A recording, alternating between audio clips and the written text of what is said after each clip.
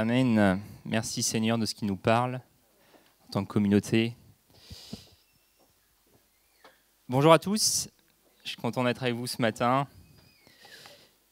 Et on va continuer notre série qu'on avait commencée en juin dernier sur l'épître de Paul aux Romains.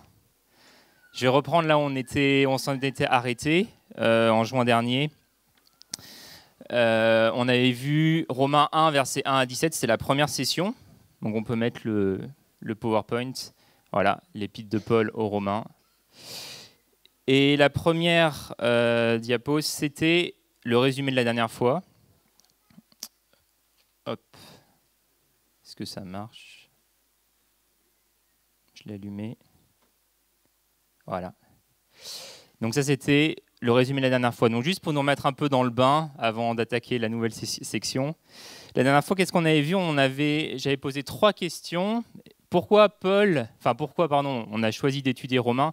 J'avais parlé un petit peu de comment Dieu avait travaillé dans le cœur de Martin Luther, de personnes comme John Wesley aussi, et comment à travers cette épître de Paul, il avait transformé des hommes et même des nations entières. La deuxième question, c'était pourquoi Paul a-t-il écrit cette épître? Donc on a vu que ce n'est pas premièrement un traité théologique, mais que c'est avant tout à cause d'un problème de racisme dans l'Église. Il y avait vraiment des fortes tensions entre d'un côté les chrétiens d'origine juive et de l'autre côté les chrétiens d'origine païenne. Et Paul écrit Romains dans ce contexte-là. Et pour ceux qui n'étaient pas là, je vous invite, vous pouvez aller voir la prédication sur le site internet de l'Église, sur la chaîne YouTube. Je vous invite à aller la voir. Et aujourd'hui, je vais faire Dieu les a livrés à leur intelligence déréglée, de sorte qu'ils commettent des actes indignes. Ils sont remplis de toutes sortes d'injustices, d'immoralité sexuelle, de méchanceté, de soif de posséder, de mal. Leur être est plein d'envie, de meurtre, de querelles, de ruses, de fraude et de perversité. Rapporteurs, ils sont aussi médisants, ennemis de Dieu, arrogants, orgueilleux, vantards, ingénieux pour faire le mal, rebelles à leurs parents. Dépourvus d'intelligence, de loyauté, d'affection, ils sont irréconciliables, sans pitié. Et bien qu'ils connaissent le verdict de Dieu, déclarant dignes de mort les auteurs de tels actes, non seulement ils les commettent, mais encore ils approuvent ceux qui agissent de même. On s'arrête là pour la lecture. Je ne sais pas l'effet que vous fait un tel texte, mais dans notre contexte moderne, on a presque envie de s'excuser après une telle lecture. Et pourtant, Paul et Dieu ne s'excusent pas pour un tel passage qui est dans nos Bibles. Et il y a peu de temps, j'étais sur Internet et j'ai regardé un article de Paris Match. Donc bon, je ne passe pas mon temps sur Paris Match, mais il y avait un article de Paris Match qui date d'août 2017 et qui pose la question: quels sont les mots qui ont fait les tubes de la chanson française? L'auteur de l'article, il se pose la question, en 30 ans de chansons françaises, dans les 30 dernières années, quels sont les mots qu'on retrouve le plus fréquemment dans les chansons françaises? Est-ce que vous avez une idée? Le mot le plus cité, ben voilà, vous avez deviné, c'est le mot « amour ». Selon Paris Match, ce qui est clair, c'est que pour vendre des disques, il vaut mieux parler d'amour. Le mot « amour », c'est l'un des mots les plus employés. Depuis 1984, les mots « cœur », le verbe « aimer » figurent également en bonne place dans le classement. Et donc on est dans une société qui valorise à fond le concept de l'amour, et franchement, il n'y a aucun problème avec ça, c'est même excellent. Mais ça se ressent fortement sur la prédication chrétienne, à tel point parfois j'ai l'impression que le seul attribut que Dieu a, c'est l'attribut de l'amour. Parfois, on a cette impression-là. Et c'est vrai que Dieu est amour, et c'est important de le dire, on l'a chanté ce matin, et Dieu est amour. Par amour, Dieu s'est fait homme. Par amour, Christ est mort pour nous sur la croix. Dieu est un Dieu d'amour, carrément. Mais Dieu est aussi un Dieu de colère. Et c'est ce qu'on voit ici. Et la grande surprise finalement de l'épître de Paul aux Romains, c'est que pour traiter le problème de racisme au sein de l'Église, Paul ne commence pas avec un discours sur l'amour de Dieu, mais il commence avec un discours sur la colère de Dieu. Regardez le verset 18.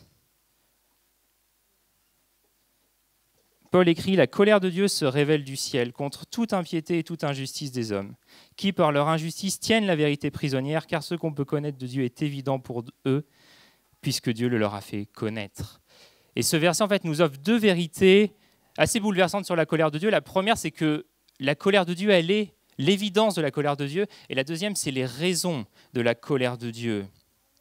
Et comme je l'ai dit, ce sujet de la colère de Dieu, c'est un peu un sujet tabou dans notre société. Et on a parfois même accepté en tant que chrétien de le mettre en sourdine, d'accepter de ne pas forcément l'aborder. Et on peut se demander si c'est une bonne chose parce que la Bible, elle n'a pas forcément la même attitude que nous. Si vous prenez une concordance biblique, vous verrez qu'il y a la colère de Dieu, c'est quoi en fait? C'est sa réaction saine et nécessaire face à tout ce qui est mal dans ce monde. La raison de la colère de Dieu, c'est le mal. Si Dieu luttait pas contre le mal dans ce monde, est-ce qu'il serait encore moralement parfait? Si Dieu prenait autant de plaisir au bien qu'au mal, est-ce qu'il serait un Dieu bon? Non plus. Et ici, on voit ce que la Bible peut appeler mal. Quelles sont les raisons de la colère de Dieu? La colère de Dieu se révèle du ciel contre 1. Toute impiété. 2. Toute injustice des hommes, qui par leur injustice, 3. Tiennent la vérité prisonnière. 3 choses, impiété, injustice et le fait de garder la vérité captive. Je vais juste expliciter un peu ces 3 termes. L'impiété, qu'est-ce que c'est? C'est le fait en fait de ne pas honorer et adorer le seul et unique vrai Dieu. C'est par rapport à Dieu. L'injustice, c'est par rapport aux hommes. L'impiété, c'est par rapport à Dieu. Chaque être humain, au-dedans de nous, on a un sentiment religieux. Je ne sais pas si vous le savez, mais l'être humain, c'est un adorateur. Que tu le veuilles ou non, c'est comme ça. On est des adorateurs. Et on va soit adorer le vrai Dieu, soit on va adorer des idoles. La question, ce n'est pas est-ce que tu adores quelque chose, c'est qu'est-ce que tu adores. Dans notre société moderne, on peut adorer notre épanouissement personnel, notre réussite professionnelle, tellement de choses. Mais la Bible nous dit tu dois adorer Dieu. Adore le Seigneur ton Dieu. C'est le premier commandement. L'injustice, je l'ai dit, c'est si l'impiété, c'est l'attitude face à Dieu, l'injustice, c'est notre attitude vis-à-vis de nos semblables, vis-à-vis des êtres humains.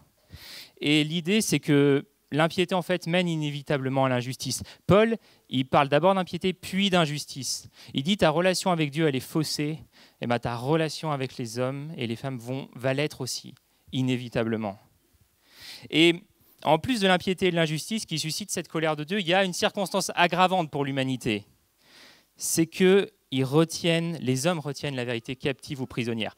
Alors, qu'est-ce que ça veut dire?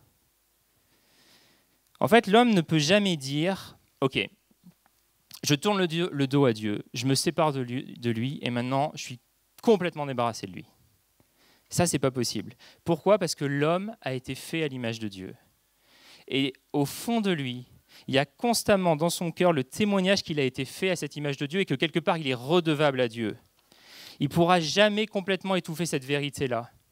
Il va tenter de supprimer ce témoignage-là. Il va tenter de le rendre captif, mais il ne pourra jamais complètement l'éteindre.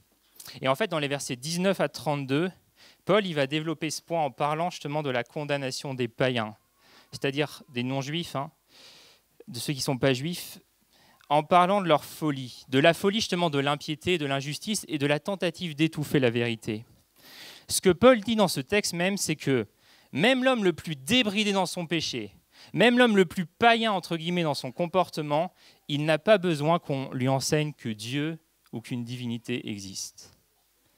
Peut-être ça peut te paraître incroyable ce que je suis en train de te dire, mais tout homme, au fond de lui, sait très bien que Dieu existe et que le monde et l'univers témoignent de l'existence de ce Dieu.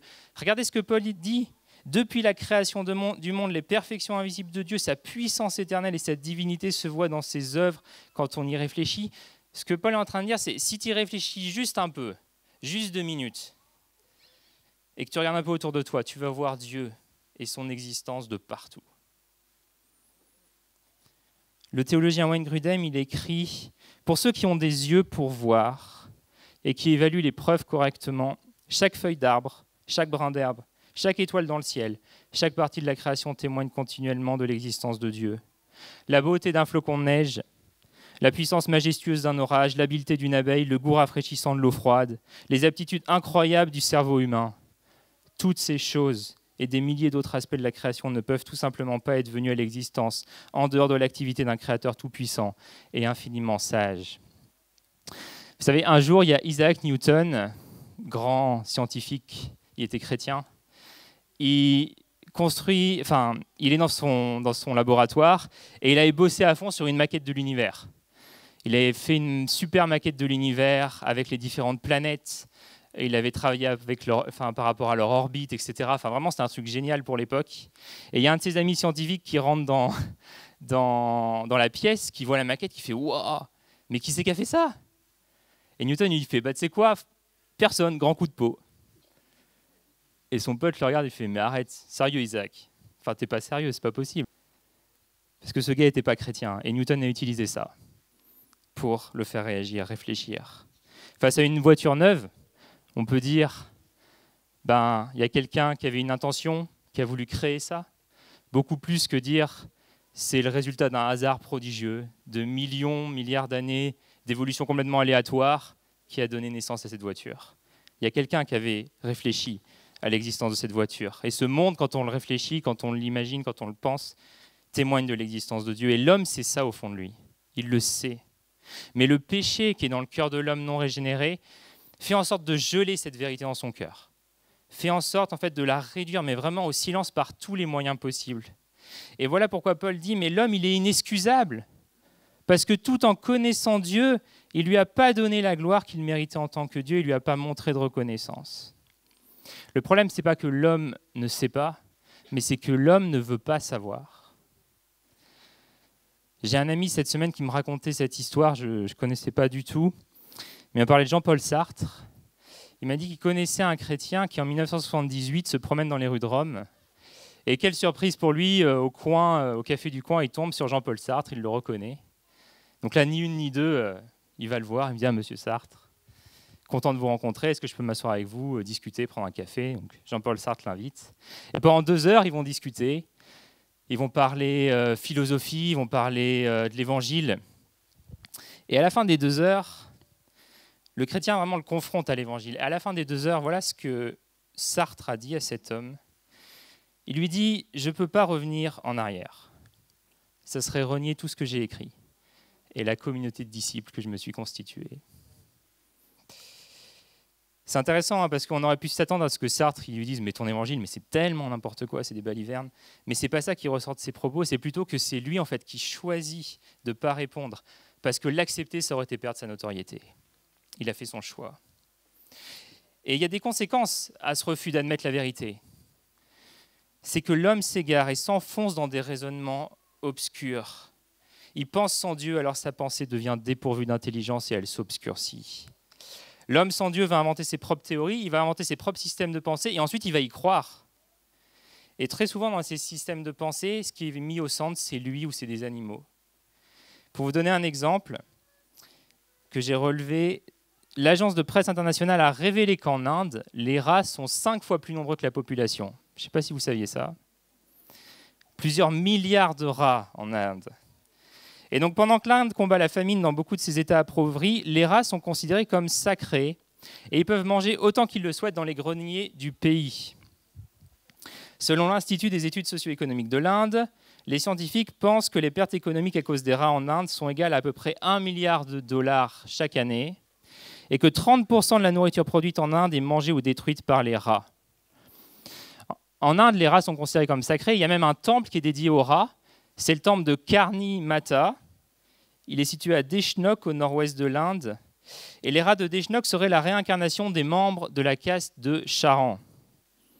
Tout ça, je le tire de Google, hein, vous pouvez aller voir. Et dans ce temple, les rats sont vénérés. Ils sont nourris chaque année par des millions de visiteurs qui voient ces rats comme la réincarnation de leur ancêtre défunt. Donc je ne sais pas ce que vous pensez de ça. Mais pour moi, c'est exactement le verset 23. Ils se vantent d'être sages et ils sont devenus fous. Et ils ont remplacé la gloire du Dieu incorruptible par des images qui représentent l'homme corruptible, des oiseaux, des quadrupèdes et des reptiles. Et sans Dieu, l'homme se perd dans ses raisonnements. Il se perd dans ses pensées. Il s'éloigne de plus en plus de Dieu et il s'enfonce de plus en plus dans le péché. Et le résultat d'une vie sans Dieu, c'est ce qu'on voit au verset 29 à 30. Je ne vais pas les relire, mais c'est dit que l'homme accumule toutes sortes d'injustices, d'immoralité sexuelle, de méchanceté, de soif de posséder. Vous voyez cette liste qui est assez conséquente et qui peut nous paraître sévère parce qu'on se dit, purée, mais Paul, il y va là, hein, il énumère tellement de choses. Et quelque part, on se dit, c'est sévère, mais quelque part, on sait que c'est notre CV à tous, en fait, cette liste-là. Ça ne veut pas dire qu'on commet toujours tous ces péchés au maximum de leur intensité, et heureusement, Parce que Dieu permet que ce ne soit pas le cas. Mais à un degré ou à un autre, ces péchés, ils nous concernent. Peut-être que tu es plus concerné par certains péchés sur cette liste, mais il n'y a personne ici qui peut dire « il n'y a aucun de ces péchés qui me concerne. Cette liste n'a rien à voir avec moi. » Ce n'est pas possible. Et notre problème, c'est qu'on a du mal à accepter ça. Et vous savez pourquoi ? Je pense que c'est parce qu'on est tous des relativistes chroniques. C'est-à-dire que dans la mesure où on se comporte relativement bien, on se sent correct. Ça va. Et puis il y a pire que ça, c'est qu'on a tendance à être atteint de la papyrine. Alors je ne sais pas si vous connaissez cette maladie, mais c'est une maladie qui fait qu'on a tendance à se comparer à l'autre et à trouver de la joie dans le fait de se dire « je ne suis pas pire que l'autre ». La papyrine, je ne suis pas pire que l'autre. Mais c'est un diplomate français qui disait « quand je me regarde, je me désole. Quand je me compare, je me console. » C'est vrai, hein ? On est tous comme ça. Et c'est bien le problème. C'est que on regarde l'autre, on se dit « bon, ça va, je ne suis pas pire que lui, c'est OK ». Mais la Bible dit « toi et ton voisin, vous êtes pécheurs tous les deux, c'est pas OK ». Regardez ce que Calvin écrit dans le début de son institution de la religion chrétienne. Citation que j'aime beaucoup. « L'œil habitué au noir finit par trouver une parfaite blancheur à ce qui est brun ou peu lumineux. » Notre œil dans ce monde, il est habitué au noir. Vous allumez les JT le soir, vous voyez des guerres, vous voyez des gens qui en assassinent d'autres, et tu te regardes et tu fais « waouh, franchement ça va. Bon ok, j'ai un peu de colère contre certains, ok, j'ai pas pardonné à tel ou à tel, mais franchement ça va. Ça passe. » Mais la Bible nous dit non, ça passe pas. Ça passe pas. Et une dernière remarque sur cette liste, c'est que souvent on fait des catégories de péchés. On se dit, voilà, il y a les, et c'est même inconscient, hein, on se dit il y a les gros péchés et puis il y a les petits péchés. Et en tant que chrétien, le but, allez, c'est d'éviter les gros péchés, mais le petit, quelque part, tout le monde tombe dedans, donc bon, c'est comme ça. Et cette liste, elle nous montre en fait qu'il n'y a pas de grands et de petits péchés. Paul y met la vantardise et le fait d'être fanfaron sur le même plan que l'immoralité sexuelle ou que sur la convoitise. Et il n'y a pas de petit péché, tout simplement parce que quand tu pèches jamais contre un petit Dieu. Ça, c'est important de le dire. Ton petit péché, il n'est pas face à un petit Dieu. Ton petit péché, il est face à un grand Dieu. Et c'est ça le problème. Ton péché, ça a à voir avec la taille de la personne qui est offensée. Et donc, parler de petit péché, c'est quelque chose qui n'est pas dans la pensée biblique.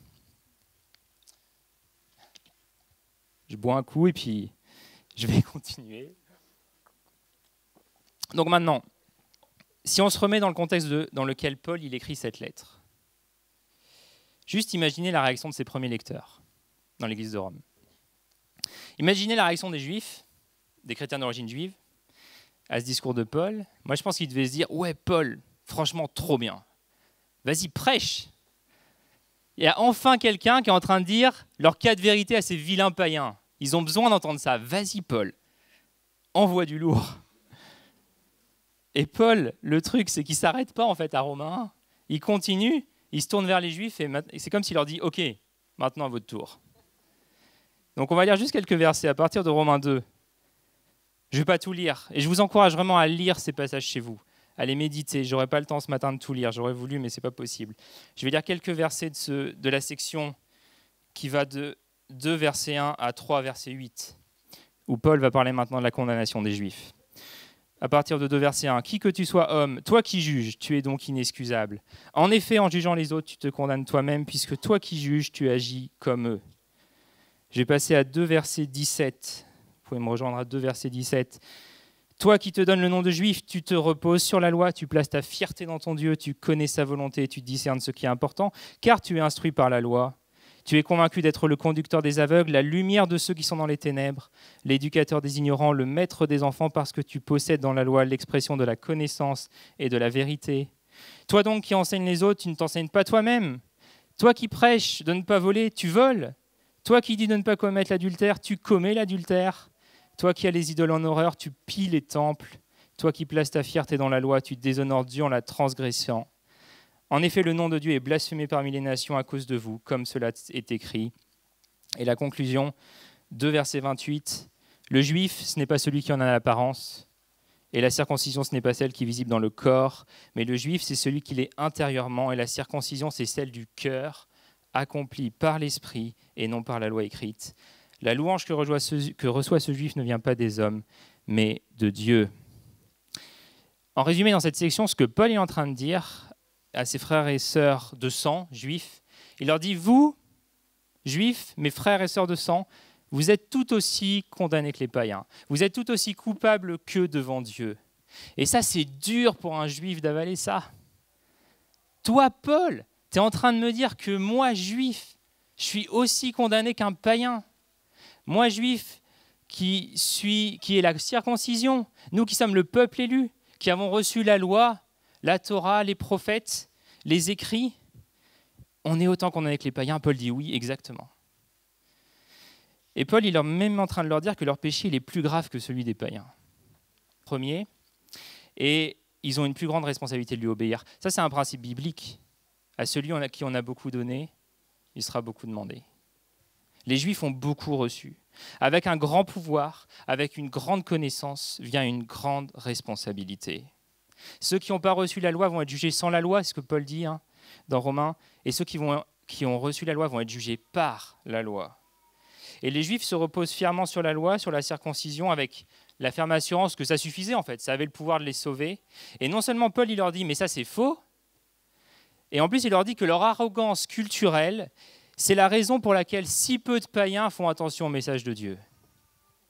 Il leur dit, vous étiez supposés être le reflet de Dieu dans ce monde, être une bénédiction pour tous les peuples de la terre, mais vous vous comportez d'une façon telle que les gens, en fait, ils sont dégoûtés de Dieu à cause de vous. Et franchement, moi je me dis, on ferait bien de prendre en compte ce que Paul est en train de dire aux chrétiens juifs dans Romains, parce qu'il pourrait le dire à nous aussi. Vous savez, Paul, avant de rencontrer Jésus, il était un pharisien. Les pharisiens, c'était des gens qui étaient admirés par les juifs. Les pharisiens, c'était les gars, c'était les docteurs de la loi, c'était les mecs qui étaient incollables sur la Bible, quoi. C'était les gars, ils venaient tous les dimanches à l'église. Ils arrivaient le dimanche à l'église, c'était cravate chemise, c'était Bible sous la main, c'était cheveux bien coiffés, c'était les enfants impeccables, quoi. C'était ça, les pharisiens. C'était les bons petits croyants, c'était des spirituels plus, franchement. Vraiment des spirituels plus. Et Jésus, il leur dit, vous êtes blanchis, mais vous êtes des tombes. Il leur dit, vous êtes blanchis de l'extérieur, franchement, mais c'est très, très, très beau. Mais vous êtes des tombes, vous êtes morts à l'intérieur. Et il y a beaucoup de gens aujourd'hui qui sont de culture chrétienne à qui on pourrait dire, mais la même chose. Et en tant que chrétien, il faut qu'on reçoive ce que Paul dit aux Juifs dans Romains. Parce qu'il pourrait être en train de le dire à nous, les chrétiens, qui venons le dimanche à l'église, qui avons le bon sourire du dimanche matin. Mais est-ce que dans nos cœurs, on est réellement transformés par l'Évangile ? Est-ce qu'on est des gens qui vont être une bénédiction pour toutes les nations d'Alter, ou on va être des gens, les personnes autour de nous vont juste se dire, mais en fait, non, je ne veux pas de ce Dieu juste à cause de ton témoignage. Non pas à cause de Dieu, mais à cause de ceux qui se réclament de Dieu. Vous savez, Nietzsche, un grand philosophe, il était fils de pasteur. Et il disait, vous pouvez lire ses écrits, il dit, si les chrétiens avaient un peu plus une gueule de sauvé, ça donnerait davantage envie de s'inscrire. Donc ça peut faire sourire, mais à la fois c'est dramatique. Et ça reflète ce que certains de nos contemporains peuvent penser. Et un jour, Jésus raconte une parabole. On est un vendredi soir à l'église. C'est une soirée de prière. Il y a un homme qui vient, il rentre dans l'église, il salue souriant tous les gens qui sont là, il a une grosse Bible sous le bras, il vient à toutes les réunions de l'église en disant qu'il n'en a raté que 2, juste pour l'accouchement de ses 2 enfants. Il est engagé dans l'église, il joue du piano le dimanche matin. La réunion commence et il va s'asseoir au premier rang parce que voilà, en 10 ans, il a sa chaise au premier rang, elle lui est réservée. Et à un moment donné, c'est le temps des offrandes et là, il sort un beau chèque, il fait un gros montant, il le signe et il le donne. Puis il prie et il dit « Oh Seigneur, tu vois ce que je viens de donner, tu vois combien ma vie est bien ordonnée devant toi. Tu vois ce que je fais pour toi, m'oublie pas en retour. » Et le même jour, au dernier rang, tout au fond, il y a une jeune femme à moitié dénudée qui sent l'alcool. Ses parents l'ont mise dehors de chez eux parce qu'ils n'ont pas supporté quand elle leur a avoué qu'elle avait une orientation homosexuelle. Elle n'a pas de diplôme, elle n'a pas de travail. Elle n'a nulle part où aller parce que toute sa famille la rejette. Alors pour survivre, elle se prostitue. Et si elle vient avec les vêtements à moitié arrachés, c'est parce que son dernier client l'a agressé juste avant. Et elle sent l'alcool parce qu'elle cherche à noyer son chagrin et sa douleur avec la boisson. Et elle prie à chaudes larmes, « Ô Seigneur, je t'en prie, pardonne-moi mes fautes et mes péchés. » Cette parabole dans nos Bibles, c'est la parabole du pharisien et du publicain. Et je lis juste la fin, la conclusion que Jésus donne de cette parabole. Bon, je l'ai un peu adaptée. Il dit en Luc 18, « Je vous le dis, lorsque cette jeune femme quittait la réunion, elle était regardée comme juste, mais pas cet homme. En effet, toute personne qui s'élève sera abaissée, et celle qui s'abaisse sera élevée. » Il y a plus de joie dans le ciel pour un pécheur qui se repent que pour 99 justes, enfin qui se croient justes et qui pensent ne pas avoir besoin de repentance. Et Cornelius Van Til, il dit concernant les personnes perdues, une personne, elle est extrêmement perdue si elle est très bonne, parce qu'elle est encore plus aveugle sur sa condition que la personne qui échoue dans sa vie et qui a besoin d'aide. Et c'est vrai que Jésus est venu dans ce monde et regardez qui l'a suivi, c'était les gens de mauvaise vie, c'était les prostituées, c'était les publicains, c'était les rejetés de la société. Et les pharisiens, il y en a très peu qui l'ont suivi. Les docteurs de la loi, ces spécialistes de la Torah, ils n'ont pas suivi Jésus.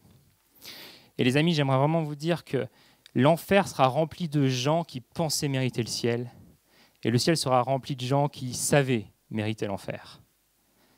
Et ce matin, si tu penses ne pas mériter l'enfer parce que tu dis « je suis une bonne personne », je me permets de te dire « tu es en danger ». Mais si tu réalises plutôt que dans ta vie, sans Jésus, tu n'as pas grand-chose à faire valoir, alors je pense que le Saint-Esprit est vraiment en train de faire une œuvre dans ta vie. Parce que la plus grande garantie que quelqu'un est sauvé, est né de nouveau et régénéré, c'est ce sentiment quelque part d'indignité et juste de savoir que je ne mérite rien de la part de Dieu. Et parfois, en tant que chrétien, on peut penser mériter certaines choses de la part de Dieu. J'ai trouvé un super post d'un pasteur Gaëtan Brassard sur Facebook il y a quelques semaines. Je l'ai un peu adapté. Il parlait de ce que les chrétiens pensent devoir faire pour mériter la faveur de Dieu. Et donc il y a plein de ismes, mais on va les lire, parce que je trouve ça intéressant. Il dit, le légalisme, Dieu récompense mon obéissance supérieure. Le moralisme, Dieu récompense ma moralité supérieure. L'ascétisme, Dieu récompense mon abstinence supérieure. Le spiritualisme, Dieu récompense ma spiritualité supérieure. L'intellectualisme, Dieu récompense ma connaissance supérieure. Dieu récompense mon expérience supérieure avec le mysticisme. Dieu récompense ma générosité supérieure avec le matérialisme. Et enfin, Dieu récompense ma foi supérieure avec le fidéisme. Et le christianisme, voilà ce que c'est. Dieu me sauve et me bénit par grâce. Ça, c'est les pensées qu'on a parfois. Et elles sont aussi parfois inconscientes de se dire, voilà ce qu'il faut que je fasse pour mériter la faveur de Dieu.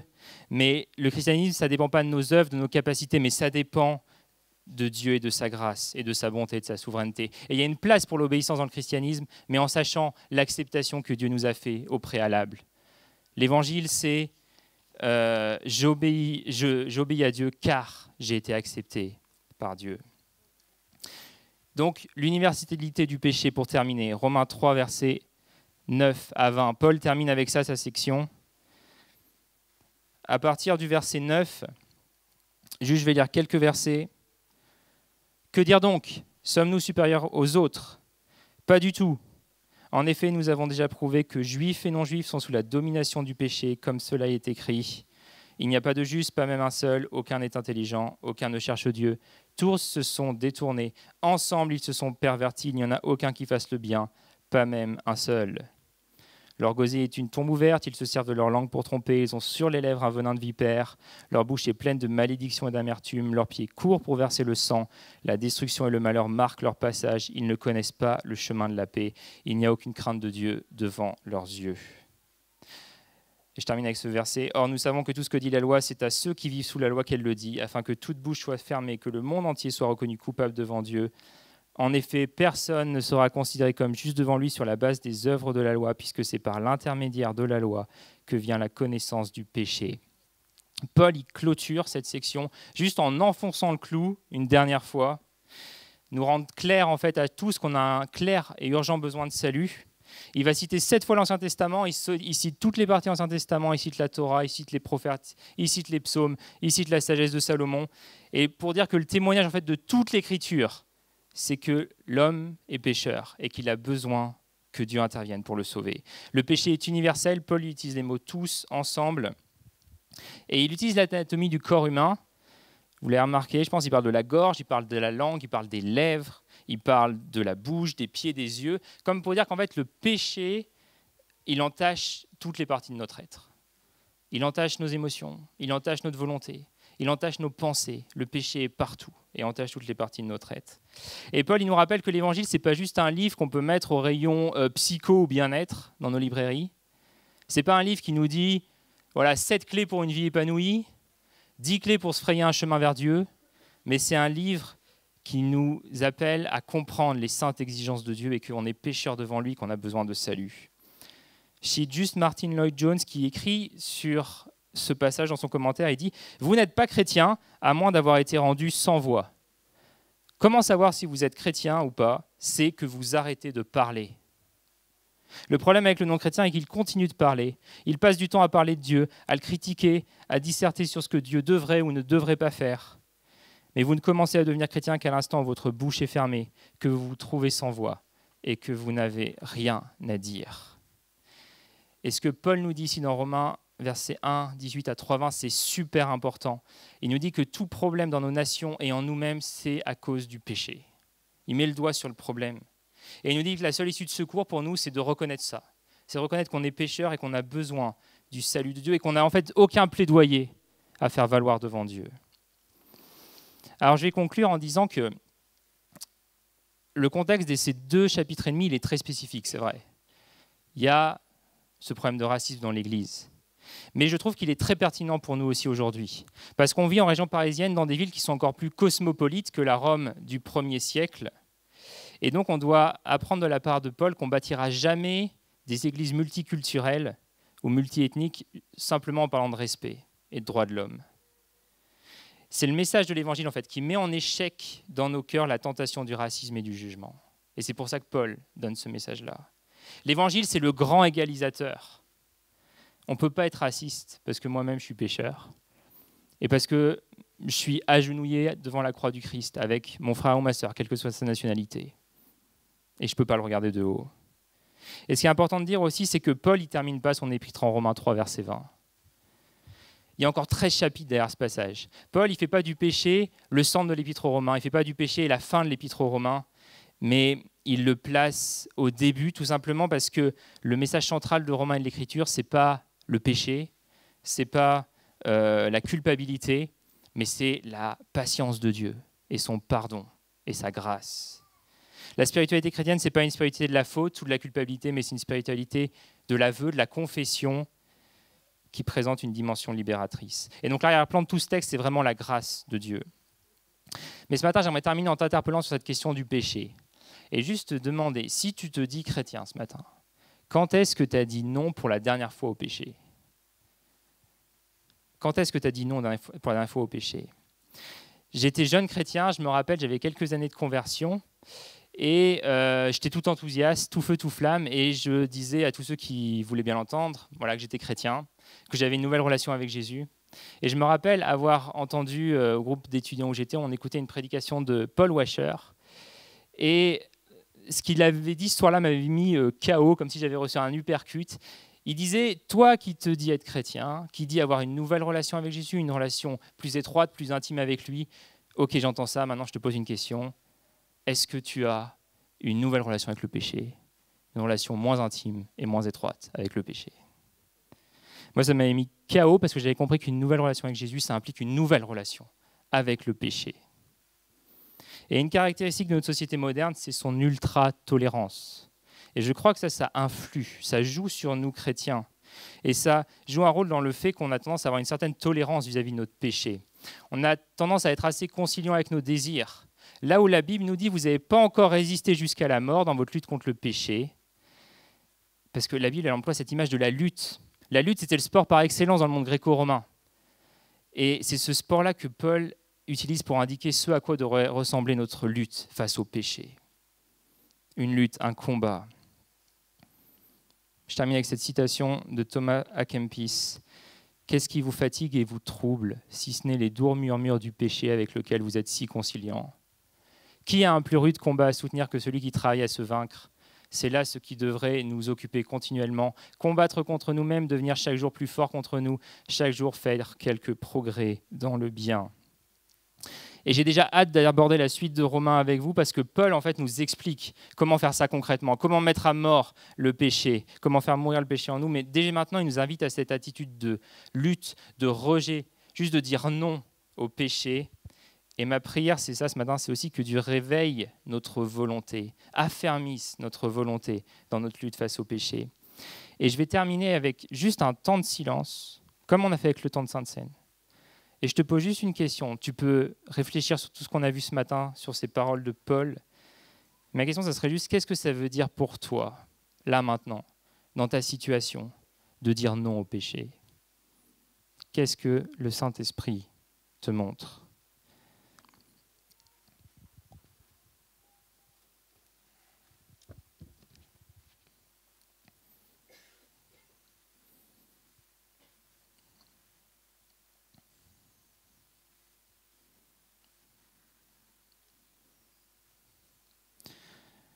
Seigneur, nous avons conscience que ta loi est juste, bonne et parfaite, qu'elle a été donnée pour nous mesurer, et nous sommes bien courts, Seigneur, dans cette mesure face à cette loi. Cette liste de péchés que Paul mentionne en Romains, elle peut sembler tellement écrasante, mais merci parce que tu nous as fait grâce pour toutes nos offenses, pour tous nos péchés. Je te demande, Seigneur, que tu puisses libérer ce matin nos cœurs du poison, de l'erreur du légalisme, du moralisme, du jugement, de la condamnation facile.